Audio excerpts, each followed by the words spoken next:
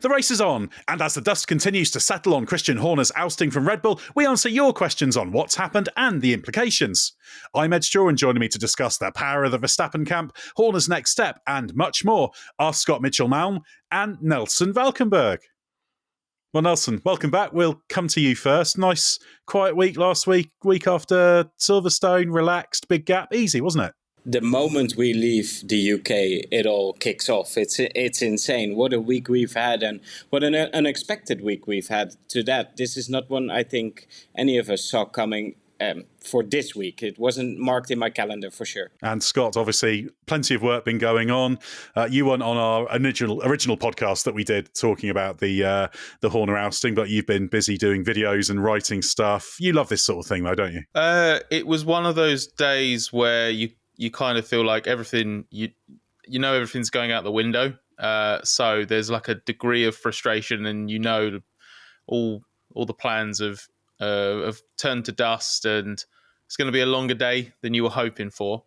But it is always interesting to be a part of, just in terms of you never know exactly what the drip feed of information is going to be. It's always a battle to try and get hold of certain people, find out what you can say, what you can't say, and just try and end up as informed as possible. And in the middle of all of that, obviously, we're at a time where we're spinning more plates than ever in terms of what content is being produced and across different platforms. And trying to balance up sort of when to pull the trigger on certain things is difficult, because you want to be as quick as possible and get information to people.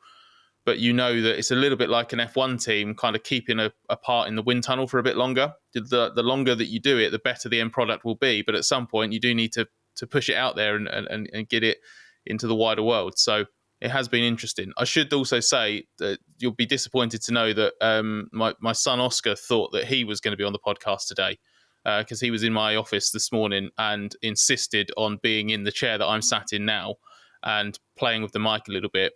And for the people that are experiencing this podcast through a visual medium, there is a lightly flashing blue light behind me instead of a steady one. And that is because Oscar got his hand on the LED light control and appears to have broken it. So I can't do anything to change it. So, yeah, that's kind of been my morning as well. Excellent. Well, it gives a little bit of extra visual liveliness. But Nelson, obviously, people know you're commentator for Viaplay Netherlands. Did you have to scramble and do a load of TV stuff for this? Obviously, it's a big story given the Max Verstappen link. Yes, a few bits and bobs. And we have a news show on the Wednesday that this fitted in perfectly. Timing-wise, this was perfect for us. But yeah, of course, it's huge news in the Netherlands. So we were all on active standby all day. That's coincidence. Very, very coincidental timing. And we know that Viaplay have a special relationship with Max Verstappen. But not so much with Christian Horner. Yeah, but it feels like they might have been pushing a bit of Viaplay in the ear of the Verstappens. Push the button now, get him out now. We've got a show to film. We don't have a run plan for it. I'm starting to add two and two together here, Nelson. Yes, and 2 and 2 rarely makes 724, but in this case, definitely does.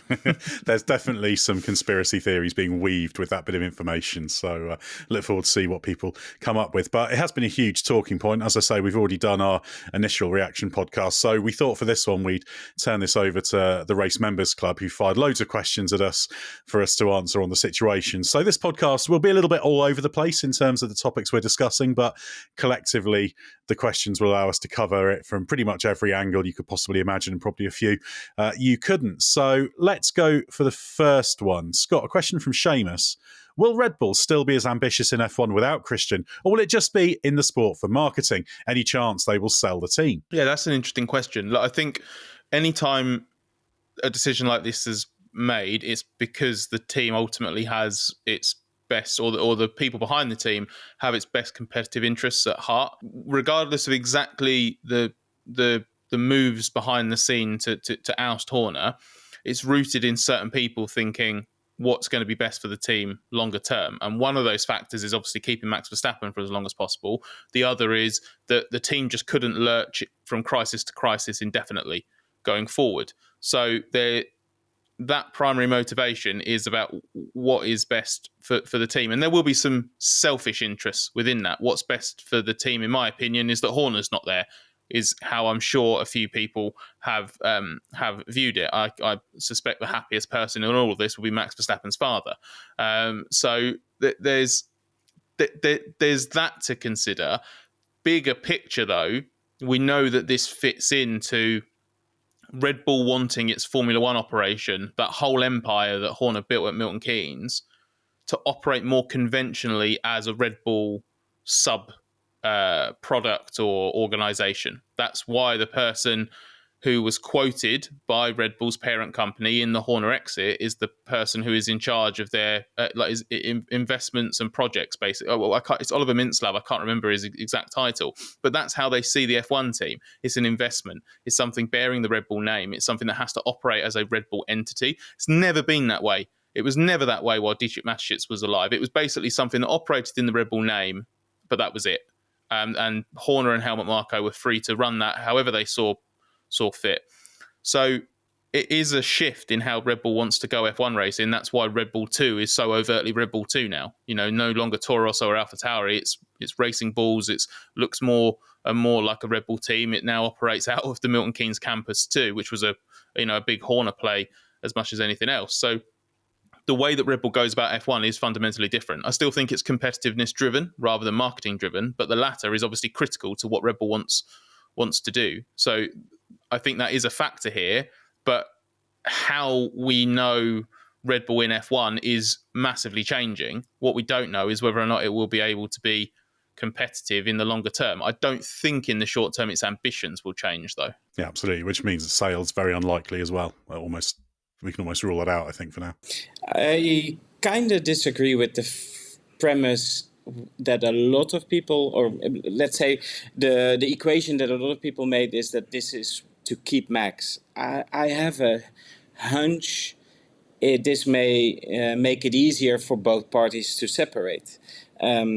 Because I think what we're looking at with Red Bull is one of those Premier League football teams where all the strong players have been bought away and there's just a shell left. That's a huge disservice to the race team, but a lot of big names have left. And if Max leaves, I know there's a perception that the team will implode. And points-wise, they might. But if he stays and that car isn't as competitive as it needs to be, and the engine, then that team will explode. And Christian Horner would never have been able to keep Max Verstappen or to keep his position within Red Bull after he lets Verstappen go. That would have been politically impossible for Horner. So by getting rid of Horner, isn't there an easier way out amicably between Red Bull and Verstappen for the near future? I just have a hunch it's going to come down now. Well, it's an interesting point because I think everybody's been asking the reason for why Horner's gone. And I think actually there's a number of intertwined reasons, as is often the case when there's politics going on. There's lots of different agendas and situations in there and also lots of different potential paths. And hopefully we'll cover quite a few of those. But related to that, Nelson, is a question from Eric Castillo. Is this a Jos Verstappen masterstroke where he ends up as team principal of Red Bull? Think about it. He led the kart team with Max and did very well. And Mark White asks if Jos and the rest of the Verstappen camp have too much say and input into how the team is run. Can you imagine the press conferences if Jos is team principal? It would be quite something. I don't think this is Verstappen-led, and I don't think it's Jos-led in the moment. Does he play a part in it over the last 2 years? Definitely.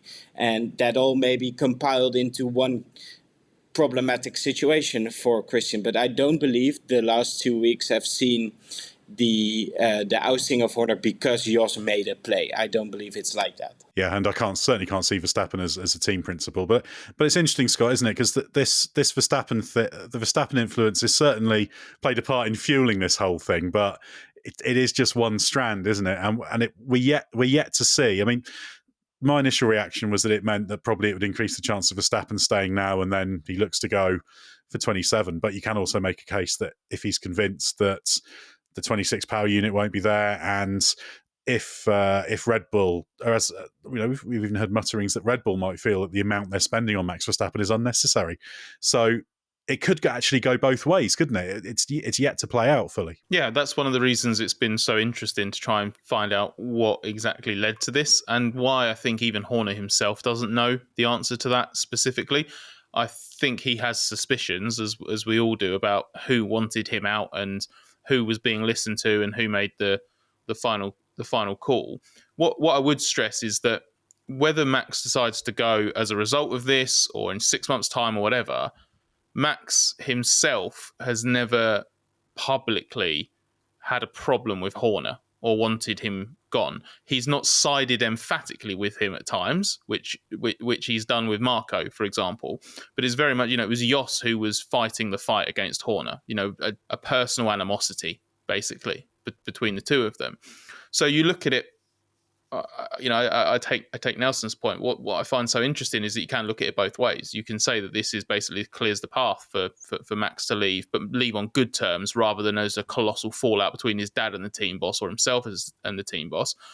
But it could also be the only way to give Max what he wants within Red Bull, which is Max doesn't want any of that nonsense. He doesn't want the noise. He just wants a clear, focused, competitive racing environment. And I think the only way Red Bull would keep Verstappen beyond 26, if the car's not quite good enough, is if he wants to stay there, if he feels that there are reasons to stay there. And the way it was tracking, I couldn't imagine any scenario where Max wanted to be part of that anymore, especially with all of the stuff going on and being asked about it constantly. It's just not the way that he wanted to go racing. So personally, I am still of the opinion that it makes it more likely that he's there next year, and it gives them a chance of keeping him longer term. The ultimate factor will be the performance of the car and the engine. So whether Horner's in charge or not, I don't think Laurent Mekies coming in place of Horner drastically changes the chance of Red Bull making a mega 2026 package, because he can't control that sort of thing. It's just whether or not it can shift the dial in terms of how Max feels within the team and whether the team's getting the best of itself. Because right now Red Bull is basically somehow managing to be less than the sum of its parts. I think Max has bumped into the Horner-Vacher axis, the partnership there, a bit too much for him to actually feel this will make a lot of difference. Had Mekies been there last year, he may have registered the problems that Max was already conveying publicly and privately with the car back at the end of 23. Then 24, early 24, was not happy. Testing at the beginning of this year, really unhappy with what the technical team led by Vacher came up with. I am just not convinced that Verstappen believes that this team, who in his mind may have not listened to what he feels are the problems with this car, a little bit of technical arrogance, maybe even, strong words, I know. I'm just not convinced that he believes that will lead to a different outcome for the next few years. I think he's frustrated with the car for years now, but because he's been able to extract more out of it than most, or anybody on this planet, they've gone down this path even further.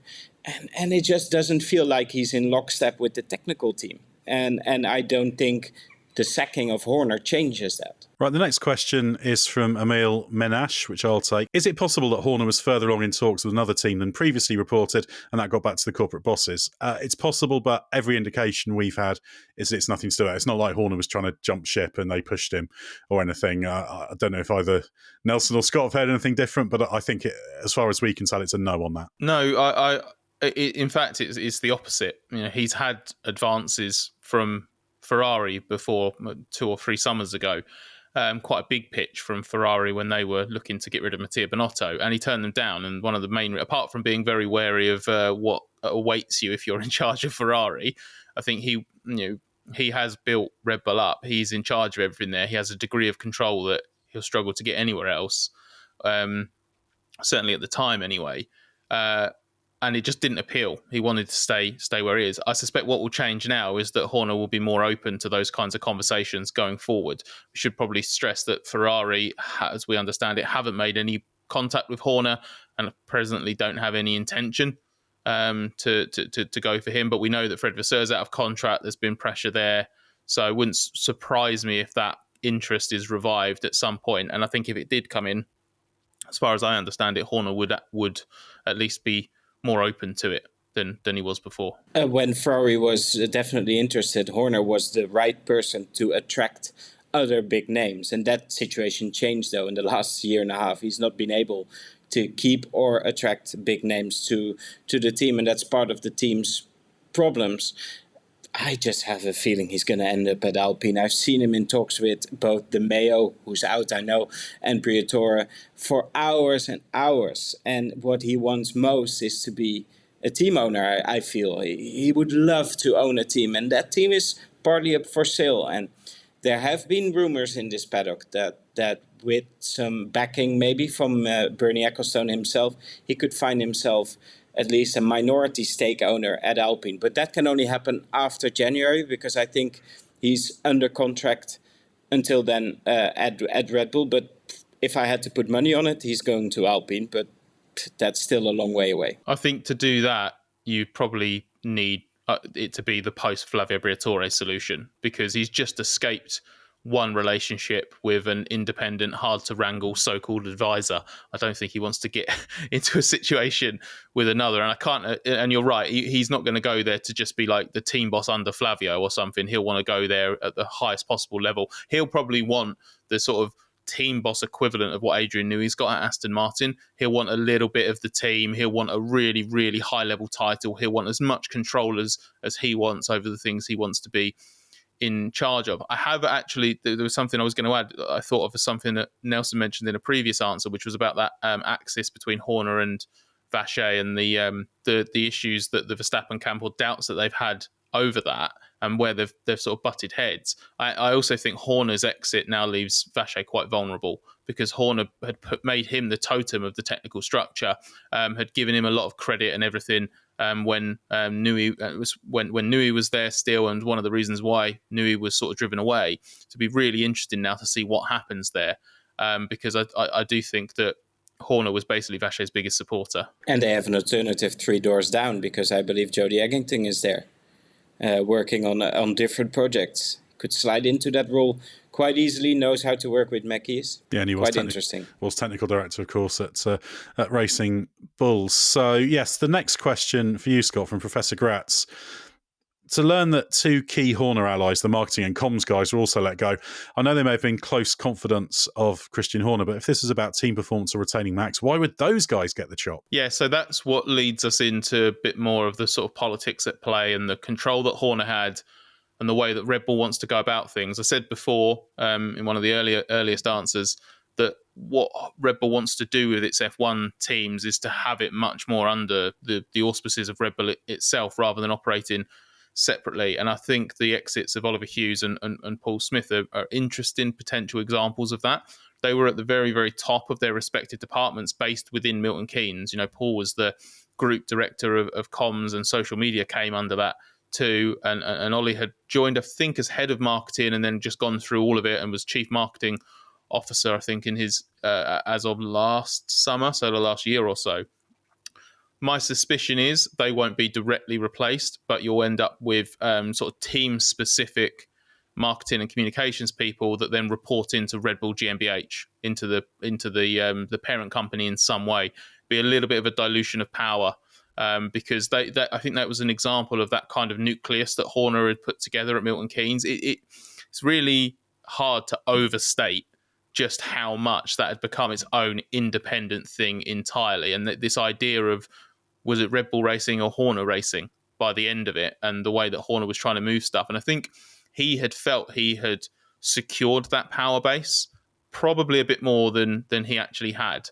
Exactly what it is that led to that tipping over and becoming a problem that needed to be dealt with now is still one of the big unknowns, whether he lost a little bit of support within the ownership, because it's not just the Austrian side, it's the Thai side as well, and the Thai side has crucially basically backed Horner to the hilt until this point. There's been a suggestion that a slight shift in voting, the shareholding there, might have tipped the scales, but I've heard that the way the shareholding work isn't exactly level with the way that voting rights and actual power exists within the Red Bull infrastructure, because it's incredibly vast and complex. Well, also Austria's always had, or for a long time, had kind of operational control outside the kind of Thai locality, hasn't it? So Austria has been in control. Yeah, so I think there's a few different things that are clearly coming together there, but the examples given in the question with these 2 exits, I do think they are symbolic of that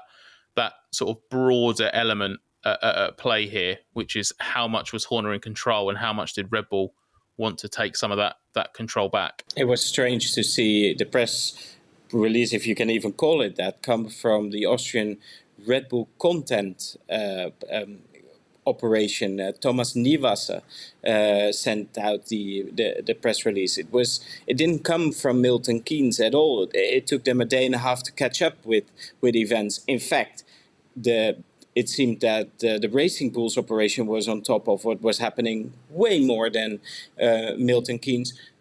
Red Bull, probably because Paul Smith was let go. But yeah, it's just a very interesting realignment of power, as you guys suggest. Now, the next question I think we've answered, which was from Oliver De Beest about, do you think this will push Verstappen out of Red Bull or help him stay? I was going to throw that at you, Nelson, but you've already explained why you think that might make it more likely that he goes. So we'll move on to the next one, which is from Birger Haraldsson. Does this sacking of a team principal say anything about the status of the 2026 project? My immediate thought was that there had been a bad performance status update on next year's project. I don't see any indication it's a direct consequence of that. I do think it's part of the tapestry, because I suspect Verstappen concerns related to the power unit do exist and might be part of the agitation on that side. But I don't think it's a question of, but next year's looking bad, we better change the team boss, because one, I think there's a lot more going on, and two, I don't think that would be a logical reaction to do it. But there are legitimate concerns about how competitive that power unit will be. Scott, a question from Andrew Goddard, which we've addressed, but there's a few sub-elements to it. What do you think Horner's next step is? Could he get the Cadillac job or some other team principal or CEO role in F1? Could he try to head a proposal for a new team or something else? I don't think he's going to go to Cadillac, but other things are possible. Yeah, I think what we've discussed so far about interest from Ferrari, the seemingly fairly obvious landing for him at Alpine. I think it will depend on whether or not Horner can get the kind of control that he needs to run an F1 team. It's interesting, actually. It's funny how this stuff happens. It was only at Silverstone, and this wasn't because I believe that this was completely coincidental. I don't think it was because he had wind that this was coming or anything. It was only at Silverstone he was asked a question about the way that Red Bull's run and talked about how centralised it is and how important that was and how that had been key to the success it has had and key to the way that it needed to work. And certainly he said, we and certainly me and certainly him don't think that it needs to change. Now, obviously, that reflected the fact that there was this ongoing thing. I don't think Horner knew or felt 100% that he had won that fight, which has been going on for a little while now. But it just shows what he feels he needs to be in charge of an F1 team. Somewhere like Ferrari, for example, there'd be a big question mark over whether he's actually got the autonomy that he needs, or he would feel that he needs. Alpine's a little bit more realistic in that regard, especially if it's post Briatore, and especially if there's a bit of a change in the ownership structure and he gets some skin in the game in terms of a shareholding or something like that. I feel like we won't see him rush into another team. I think he knows that the next few months, not much is going to change this side of 2026.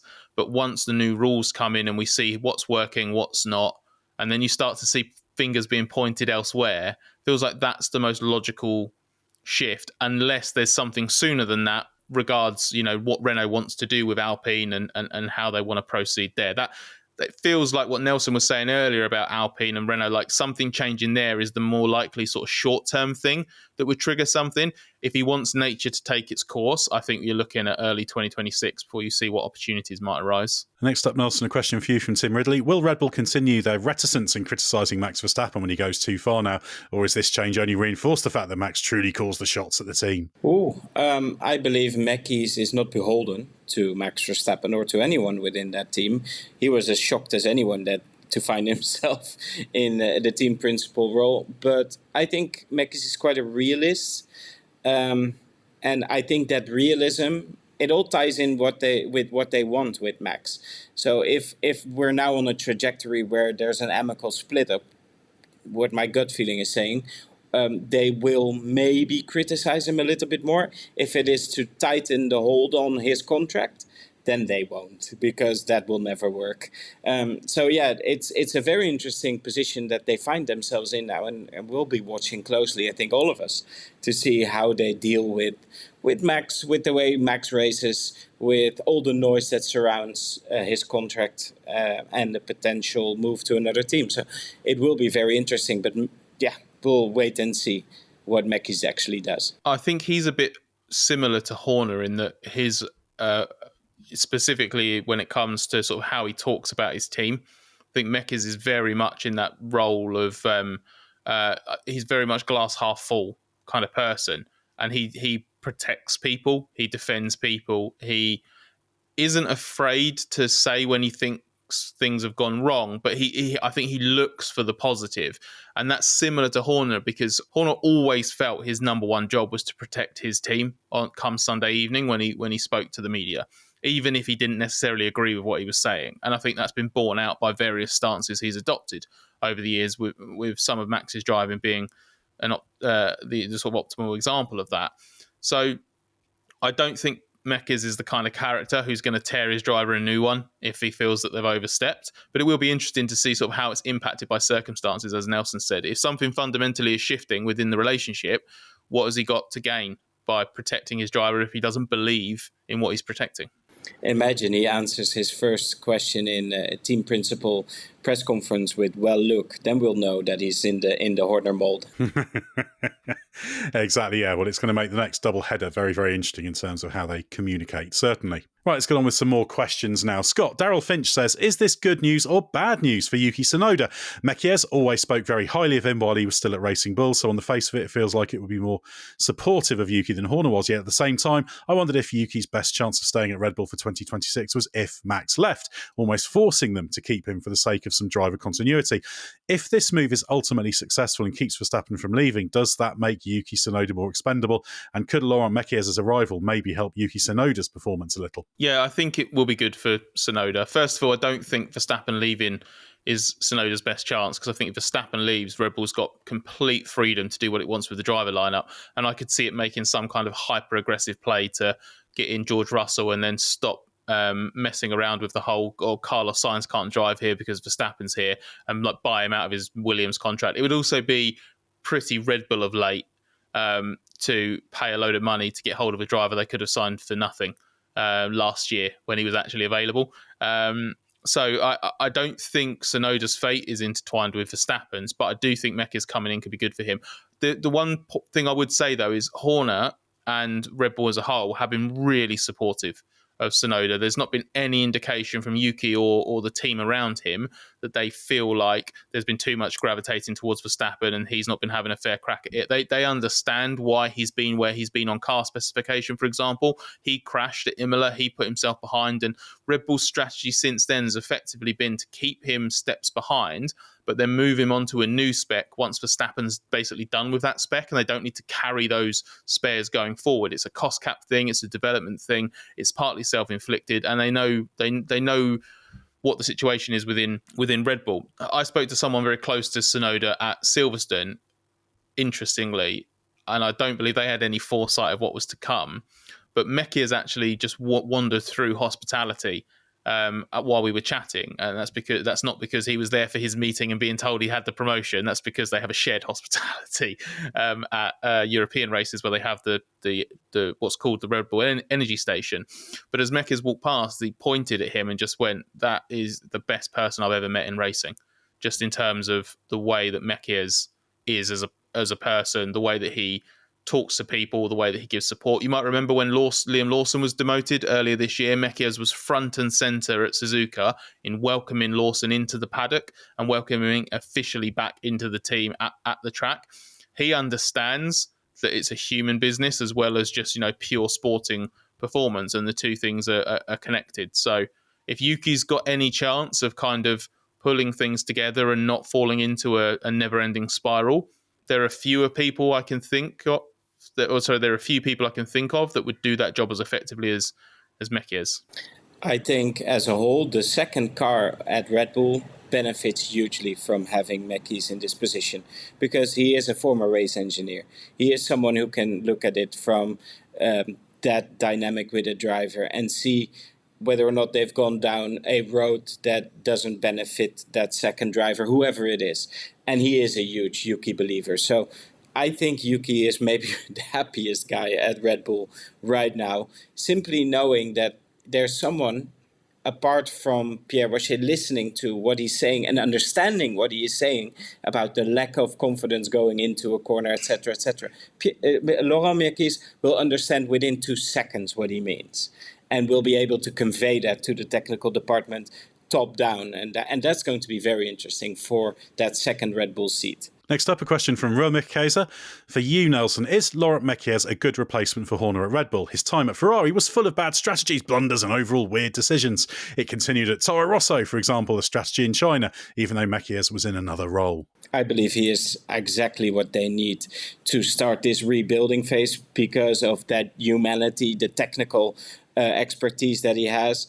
And F1 no longer is the sport where one person will influence all the departments in a way that 20 years ago you could say we've got bad strategy because our team principal is not in charge. F1 has grown so much, and it's down to Mekies now to find those people again for those roles. I think it's very interesting to see what he'll do with Giampiero Lambiase.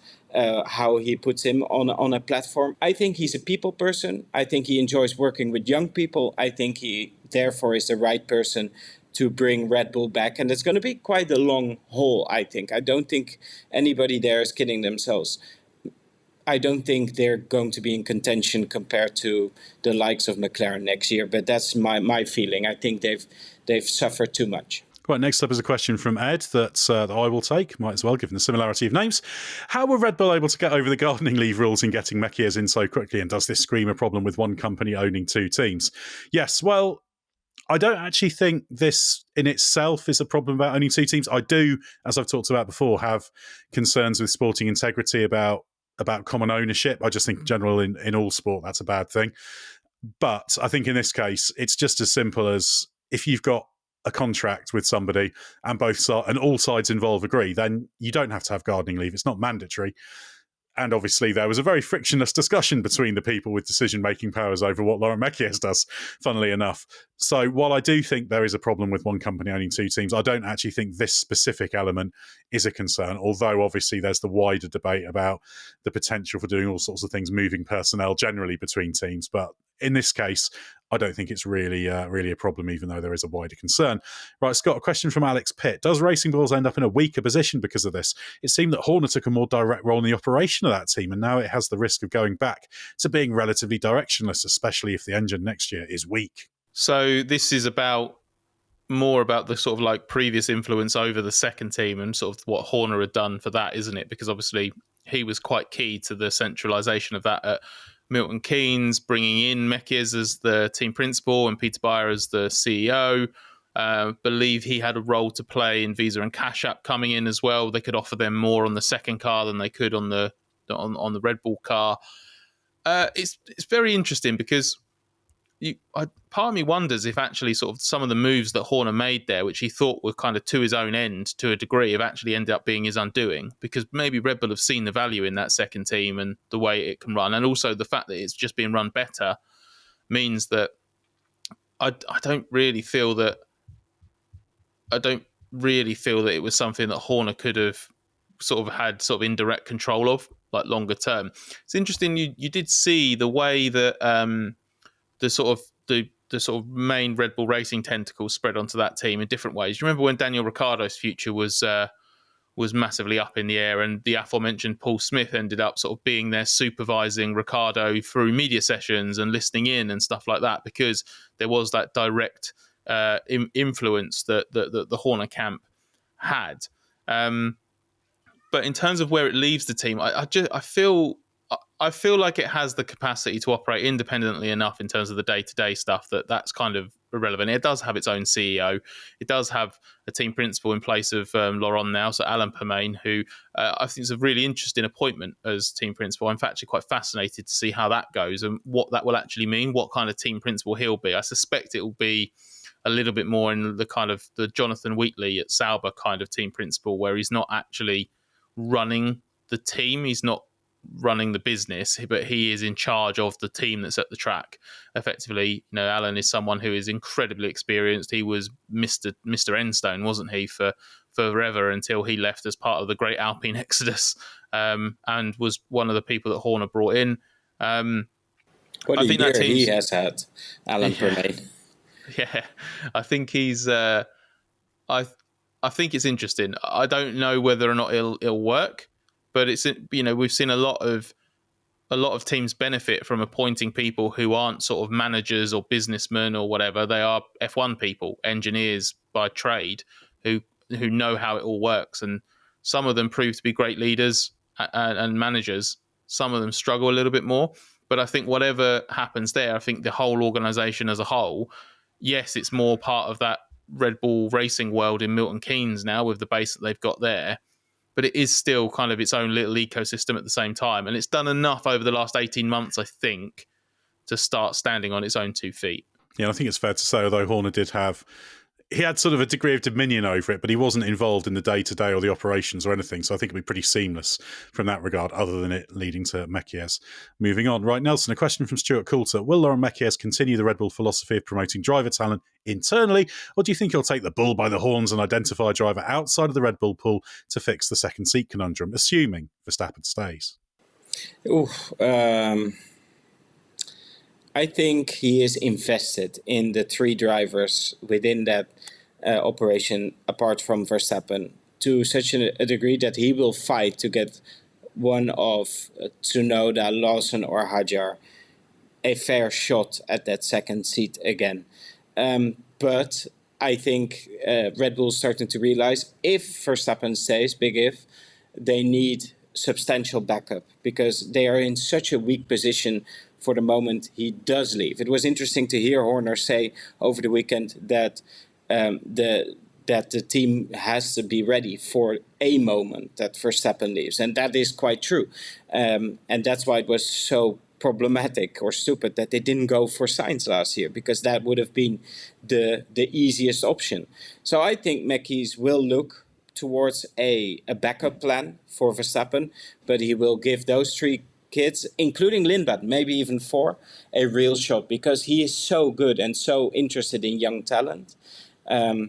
So it depends on Verstappen. If Verstappen stays, then I think Tsunoda or Hadjar will be alongside him. If he goes, it becomes very interesting. How good is his relationship with Charles Leclerc, for instance? Leclerc, who is frustrated, maybe less so with that car being better the last week, but the frustration drips out of his helmet whenever he's in the car.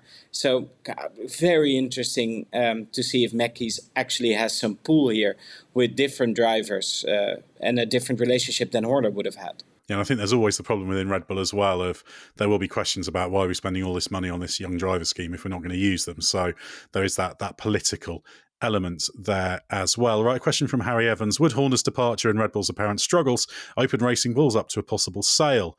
It might very slightly shift the dial. It's an interesting scenario because I feel like there could be a level at which Red Bull would be willing to sell Racing Bulls, because we're talking, multi-billion valuations for teams. So if you had a very wealthy potential purchaser, and there's various people floating around that's willing to pay probably over the odds, maybe they'd look to do it. But then there's the problem of the integration level they've got with Milton Keynes now, which makes it a little bit harder. So I'm not sure it makes a huge difference. I suspect, though, Horner would have always fought for them to keep hold of it. So maybe it shifts the dial 1% or something, but I don't think it's a transforming factor when it comes to the possibility of a Racing Bulls sale, which I think is always kind of floating around in the background as a possibility given the valuations. Right, Scott, a question from 928 Pilot. How do you think the Horner sacking will impact Red Bull's relationship with Ford? When Ford agreed to partner with Red Bull, all of the key figures were still on staff and they were the dominant team on the grid. Will Ford be concerned about how Red Bull's current state will impact their own image, especially with arch-rival manufacturer GM joining the grid at the same time Ford makes their return? I think we've already seen enough hints that Ford has its own kind of, I don't know what you would call it, corporate responsibility or whatever, that Ford only cares about Ford. I think if it's working for them, then they'll be Red Bull's biggest supporter and partner. If there's hints of it being a problem, I think they'll turn on Red Bull whenever it suits them. There was a bit of that around obviously Horner's personal scandal at the start of last year. There were some statements from Ford basically saying that they need transparency and whatnot. It wasn't the most ringing endorsement, and it felt very much as like, don't really care about you. We just want to know what's going on here so that we can make a decision whether this is something to be a part of. The people that obviously were there when Ford decision makers decided to go with this, I think, obviously would have been an appeal. But the main thing for Ford is kind of what they can get out of it from a marketing perspective, while putting in basically minimal technical assistance on the hybrid side of the 2026 power unit. I think that'll be a real struggle marketing wise if the power unit sucks and they're really struggling. That's not going to be something that Ford want to be associated with. So kind of a bit like Verstappen, there's some like personal elements to it, I suppose, but the main thing will be about whether it works. If it's competitive enough, if it gives them what they need, there'll be something that doesn't really change. If it is something that starts to go awry, I think it will just behave like a massive US car manufacturer, and it'll decide to do something else if it's not feeling like it's working.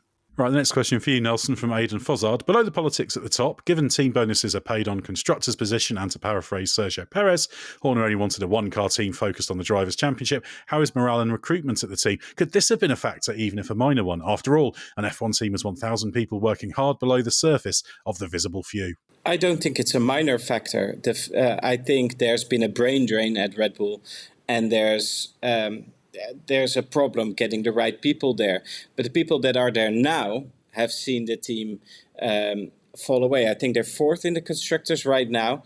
That's just you can't rely on bonuses every year. But if you're so successful as that team has been over the past few years, it's something you come accustomed to. And there has been some rumors. There have been rumors last year that the middle management in that team was getting frustrated with the fact that it was a one-car team, that Perez wasn't bringing in the points, so they lost out on the constructors. So there is a problem there. First of all, they want to be better, so they need better people. Horner wasn't maybe able to get them, but the people that stayed were very loyal to Horner, so they're very unhappy as well.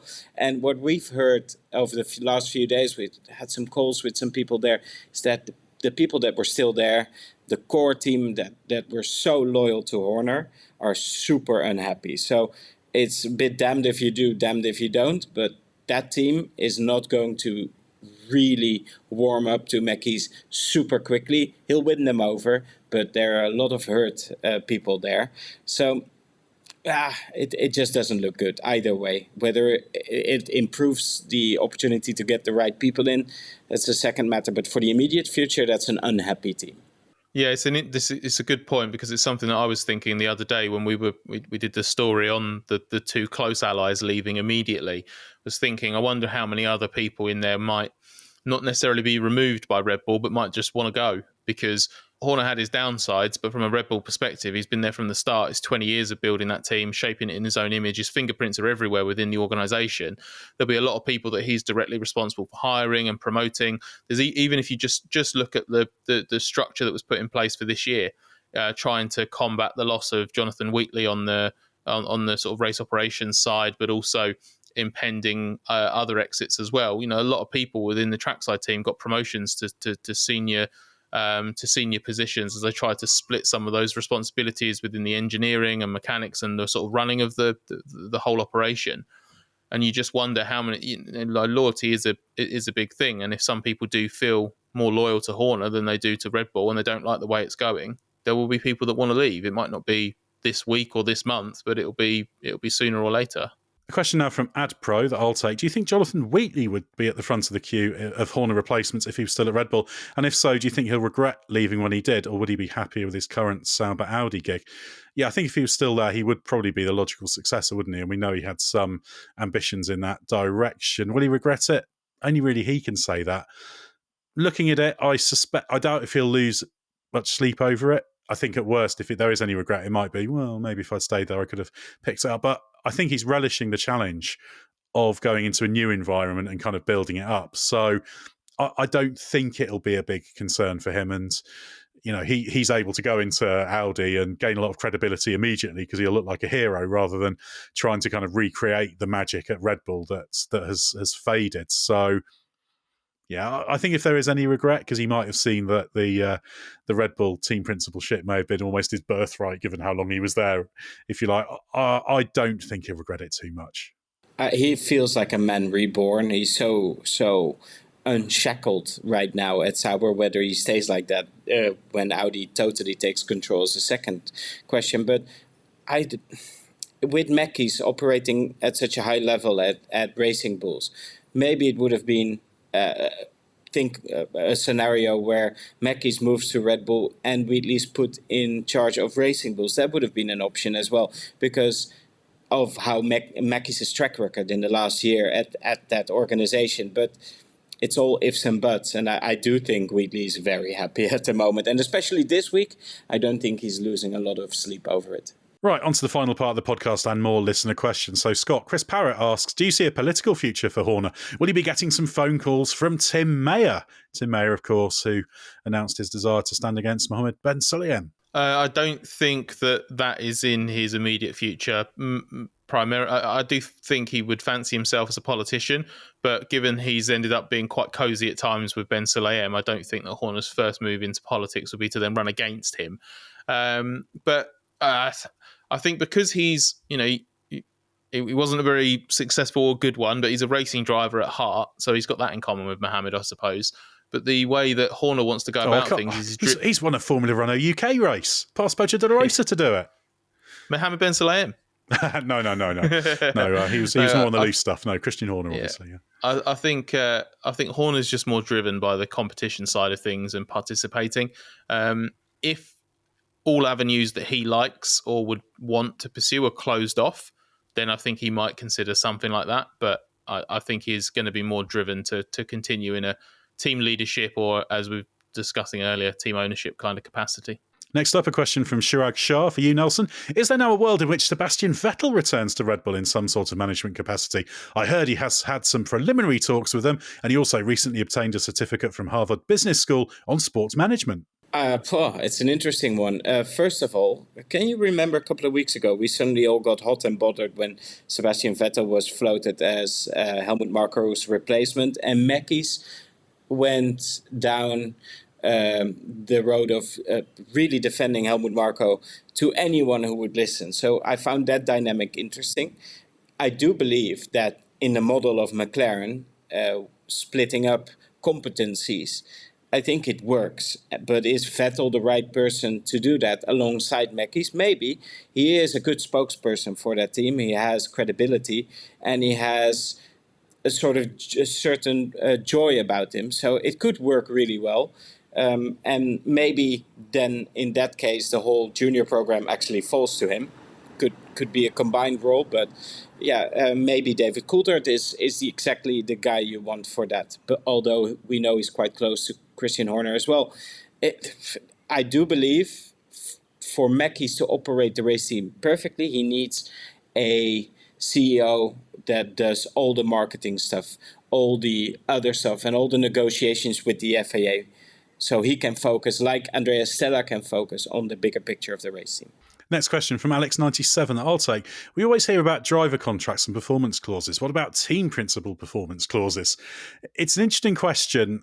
There are sometimes things, as far as I know, in some of the team boss contracts, but they're a little bit, they're not quite, they're normally more business defined, I think, particularly for those in CEO roles, etc. I don't think it's ever quite as straightforward as if you don't finish here, then you can be axed. But I certainly don't think there was anything like that in Horner's deal. It was, as you can tell from the fact he said he's still under contract, they haven't actually sorted out this side of things on the contractual side. So he's removed from all operational roles, but they haven't worked that out. So he was in a strong position. But it's I've never seen a team principal contract or a CEO contract for an F1 team. I have seen bits of driver contracts and seen that kind of terminology. So it's a little bit different, but there are sometimes certain business-related clauses that might intertwine a little bit with performance. And that's a vague answer, but that's about as good as I can give on this. But I don't think this was a thing in Horner's contract. I don't think they got to a certain point, and because they were fourth in the championship, they could axe him.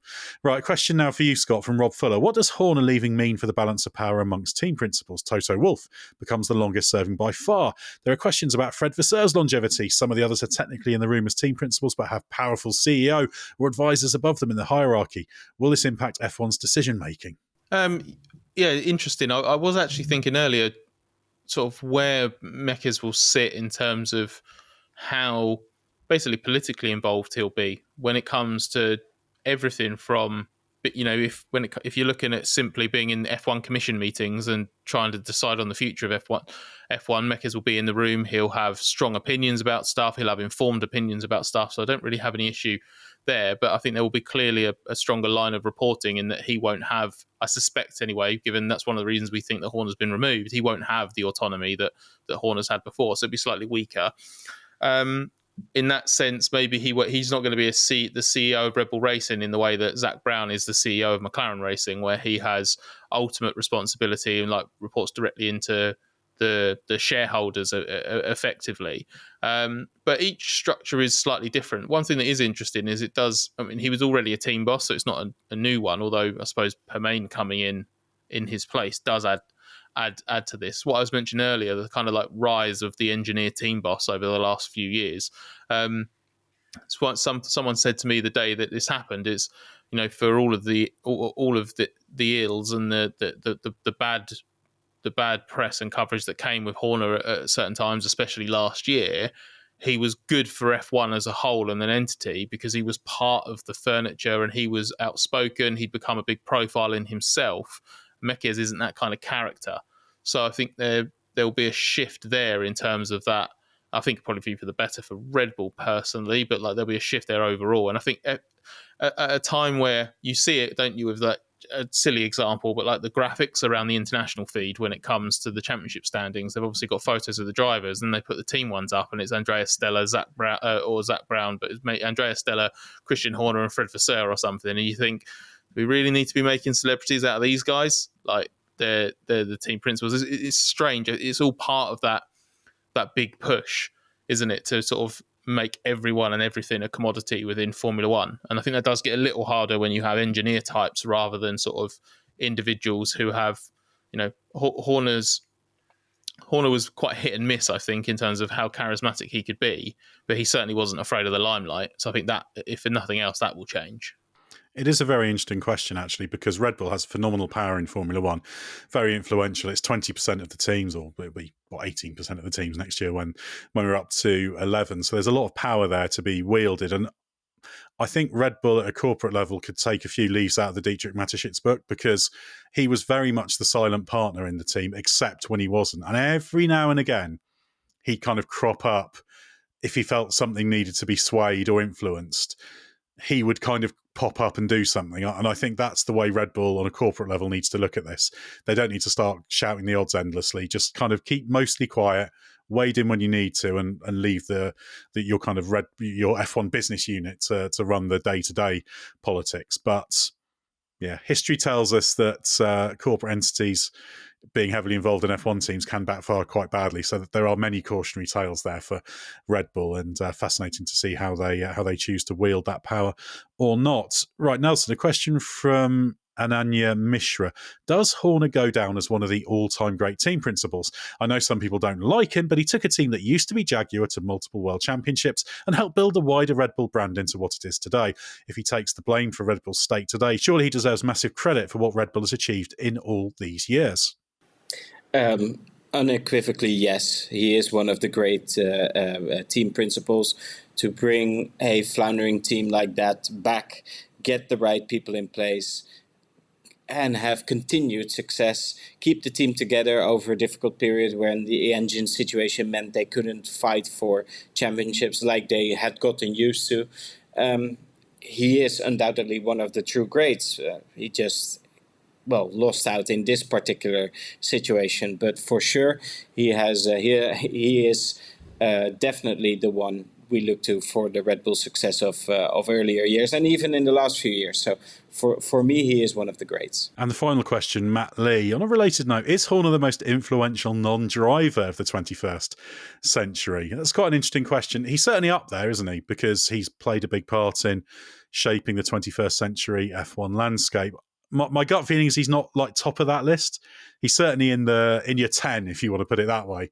But there have been others who have had a huge amount of influence as well. It's an interesting question though, because normally a good measure of influence is if you try and remove somebody from history and work out what may have happened without it. The harder it is to do that, the more influential they've been. And actually, it could be a completely different Red Bull team if Horner wasn't the guy that they chose to lead it when they bought Jaguar. It may not even exist at this point.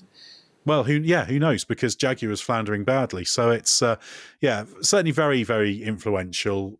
But, because you can even argue someone like Bernie Ecclestone has to still sit above that because he was obviously actively involved for a big chunk of the 21st century to date before Liberty took over. You can talk about people within Liberty. You can talk about the team boss. What do you think, Scott? He's got to be up there, hasn't he? But he's not kind of a slam dunk to be top of that list. Depends on what kind of criteria you want to go with. I wonder if it's actually the kind of thing where there isn't kind of trying to have a consolidated list is really, really tricky. But if you had it in terms of individual team principals, individual technical personnel, individual business people within Formula One, because how do you weigh up which of those slots in above the other? Because I do think if you're going team principals, it's hard to think of someone over in his enduring time in F1. You can't compare it to what came before because he wasn't around before, so that's not fair. But in his 20 years, has there been a more influential one? Don't really think there has been. No. So you could argue Zach Brown is on the road to become that, but he's not there yet. Yeah, exactly. It kind of feels like you need like a sustained period of McLaren being on top for something like that. And then when you factor in that he's not just, the team boss, he has done everything. He's created an entire engine project basically. That he was central to that pitch. If he has managed to keep not one but two Red Bull teams going, he's been key to the survival there. And I think there has been a slight increase in his influence in the last few years because I think for a while, one of the things that definitely annoyed him was not just the perception, but the reality that even though he sort of ran things day to day, like Marco still had more influence than he did. Marco was the one who had Massachusetts' ear. Marco could do things with drivers, and then Horner would be the one that had to basically enact them and justify them. So I do think there's been a shift there the last few years that kind of tipped the scale slightly in Horner's favour from where they were before. So yeah, he's right up there. But how do you compare, Horner's influence over 20 years versus Nui's influence over his entire career, for example? Bernie Ecclestone's from a business point of view. People like that. It is a little bit apples and oranges, isn't it? Like if you were going to do like a modern day power list, like I wouldn't really fancy taking that challenge on, to be honest. Excellent. Well, next up, we'll ask you to do a power list for the race website, just to ruin your week even more. But no question, very, very influential though, and I think we'd all be very surprised if F1's seen the last of Christian Horner, as we discussed. There's lots of potential avenues, and does anyone think that this will be it, or do you think there'll be another chapter in the not too distant future? He'll be back, and he'll make sure he'll be in a position where he is more a master of his own fate. Yeah, I agree, and I think that when he comes back, I think he'll delight in the first opportunity he has to hold court as well. I can see that being quite a grand return. Imagine all the printouts he'll bring. Lots of diagrams. Yeah, here's some data about the ousting from Red Bull. But anyway, yeah. Well, hopefully we've answered those questions well. Thanks to everybody who sent them in. Of course, if you're interested in the Race Members Club, head to Patreon and search for the race, or click the link in the episode description to find out how you can join to get all sorts of benefits, including question asking privileges. Thanks, Scott, and thanks, Nelson. And we're still in a bit of a break at the moment, but stay with us for everything you need to know from the world of Formula One.